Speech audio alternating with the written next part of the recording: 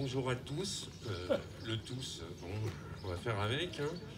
Crise sanitaire oblige, donc cérémonie en comité restreint pour l'armistice de la Deuxième Guerre mondiale. Commémoration assez particulière dans le contexte actuel, puisque entre crise sanitaire et un peu crise sociale, on va dire, parce que quand on voit les événements actuels, on peut que être un peu interloqué par rapport à la situation avec nos services de sécurité, aussi bien gendarmerie que police, et aussi sapeurs-pompiers, parce que tous les jours, ça passe pas un mois sans qu'on ait un décès dû à des activités ou terroristes ou qui s'y ressemblent. Donc je pense qu'on peut avoir un moment aussi d'attention pour ces gens qui nous protègent et qui assurent le devenir de notre nation et de notre République. Journée nationale du 8 mai 2021, commémoration de la victoire du 8 mai 1945. Message de Madame la ministre déléguée Geneviève Darrieussecq, ministre déléguée auprès du ministre des Armées chargé de la mémoire et des anciens combattants. Le 8 mai 1945, par deux fois, l'Allemagne a signé sa capitulation sans condition. Pour l'Europe, la délivrance est là. La guerre est finie. Enfin, après tant de souffrance et de désolation, après tant d'espérance et de lutte acharnée, même les épreuves les plus douloureuses ont une fin. Même les tempêtes les plus dévastatrices s'achèvent.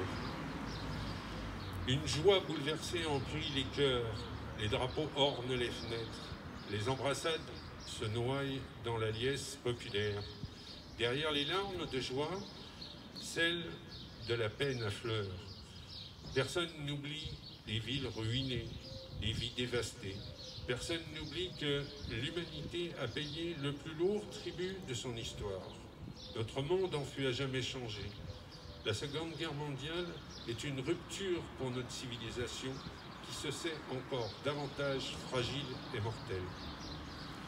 76 ans plus tard, reliés par la mémoire commune et épris de la même reconnaissance, nous nous unissons par la pensée et par notre hommage pour saluer le souvenir de celles et ceux qui ont combattu et abattu le fléau nazi. Pour notre pays, rien ne fut simple. Ce combat prit de nombreux visages et la victoire mille chemins.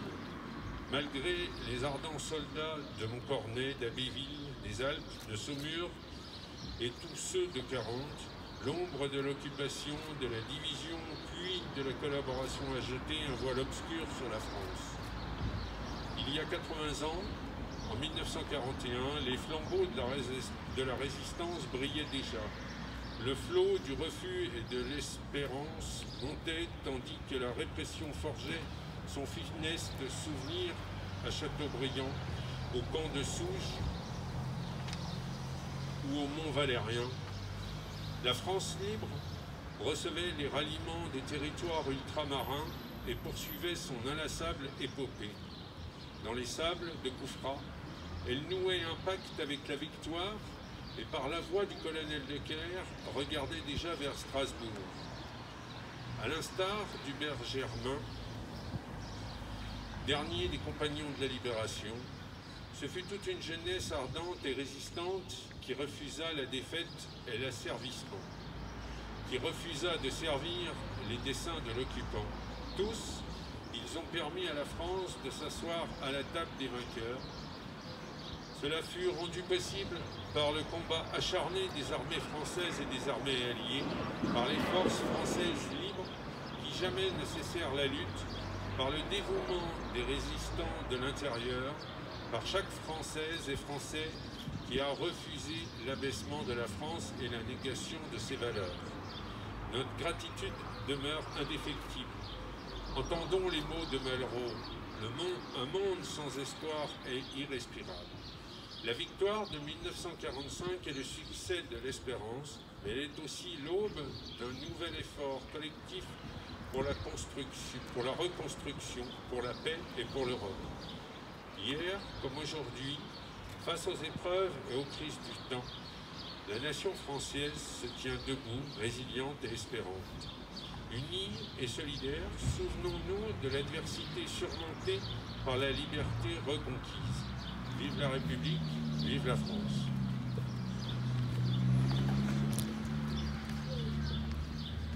Paul Lagerbe, par le président des AFN et monsieur le maire.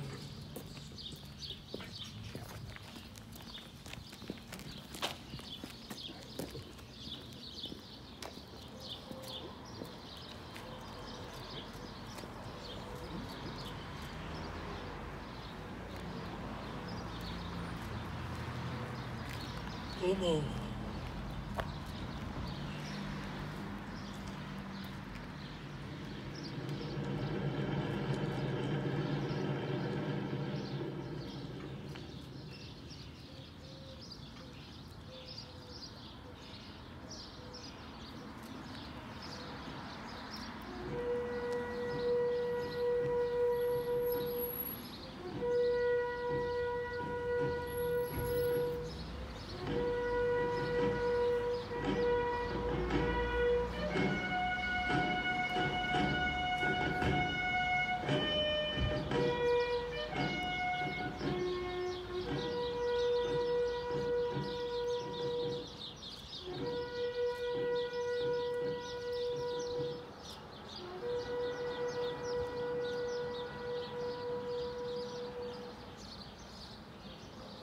Respectons les minutes de silence.